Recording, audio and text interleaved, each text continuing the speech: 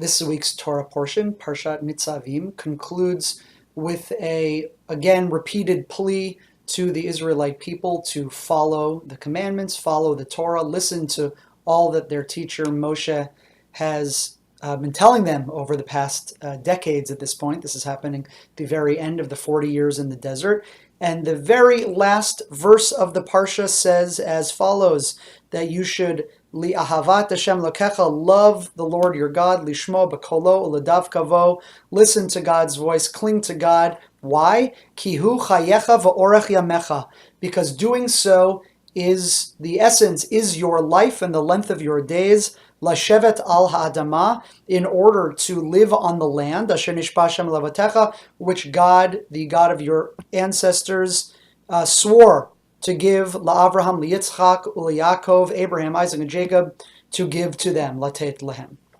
So the key phrase in that verse that we're going to look at a midrash keys in on is ki hu chayecha v'orech yamecha. It is your life and the length of your days. It here seems to refer to all of the Torah, all of the commandments that have been outlined really throughout the entire Torah, if not just the book of Deuteronomy. So this is Deuteronomy chapter 30, verse 20. The midrash, which is brought down in Masechet Brachot, Daf Nun Hey Amud Aleph, the tractate Brachot, page 55a, says as follows. Amar Rabbi Yehuda. Rabbi Yehuda says, Mish notnim lo sefer Torah likrot, someone to whom a sefer Torah is brought, and this seems to be happening during the Torah reading period, whether it's Shabbat morning or Monday and Thursday, someone to whom a Torah is brought and asked to read,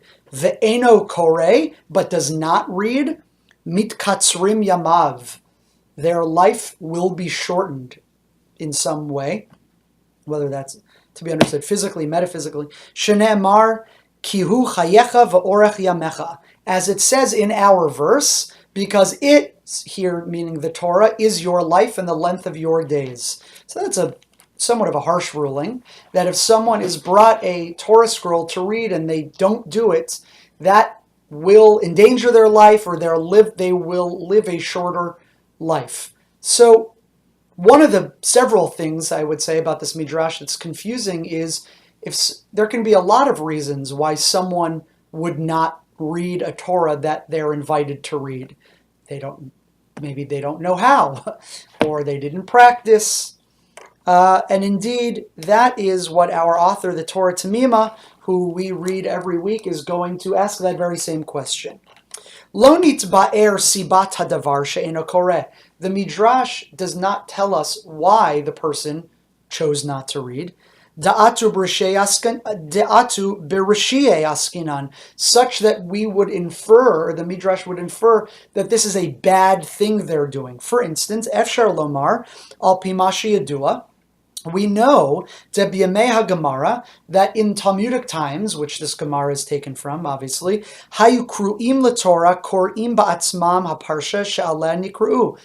Apparently, what would happen is someone would be called to read a certain parsha. Today we have 7 parshas in a given week. A given aliyah. There's a conflation and a bit of a confusion around the words aliyah and parsha. Parsha today means the full reading, though really originally it just refers to as it were, the paragraphs. But so using our terminology today, if someone was asked to read a certain aliyah, let's say the 4th aliyah, then the person, whoever it was in the congregation, would come up and read that 4th aliyah, and they would have had to have practiced it. They would have had to gone over that 4th aliyah to themselves. And we know from other midrashim, and it's also brought down in the great medieval commentator, the Tur, she'im lo sider tchila haparsha latzmo lo yaleh. There's a halacha that if that person hadn't prepared that particular aliyah, then they shouldn't go up. Even if they are asked to go up to read it, they shouldn't go up, or if they're not prepared.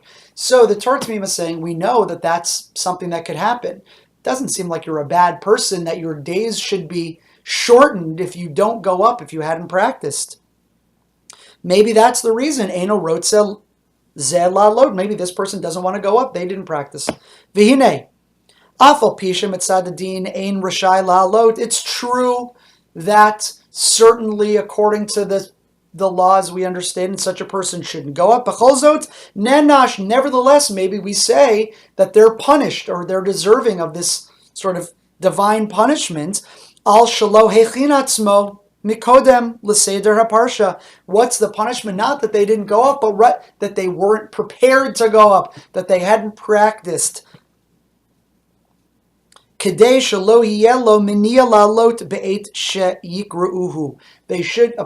you should seemingly here prepare such that if you're called, you could go up. This, of course, Torah Temimah notes, is only someone who regularly could assume such a thing, that they might get called up. It's only in such a case if someone was called to come up and they say, I can't, that would be considered not honorable, not giving proper kavod, respect. It's disrespectful to the Torah. But someone who's not usually called up, or in such a case where he says is ones, something that's totally out of their hands that prevented them, that would not be considered disrespectful to the Torah.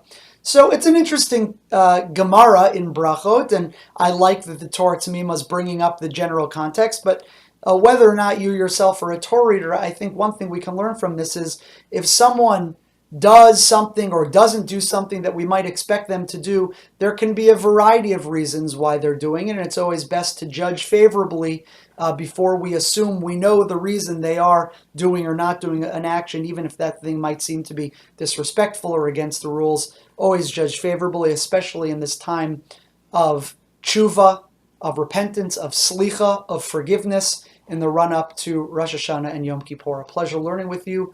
More next week, and if we don't learn beforehand, I wish you a kativa v'chatima tova, a good writing and sealing in the book of life. It should be a good year for you and your family and for all of us. More next week.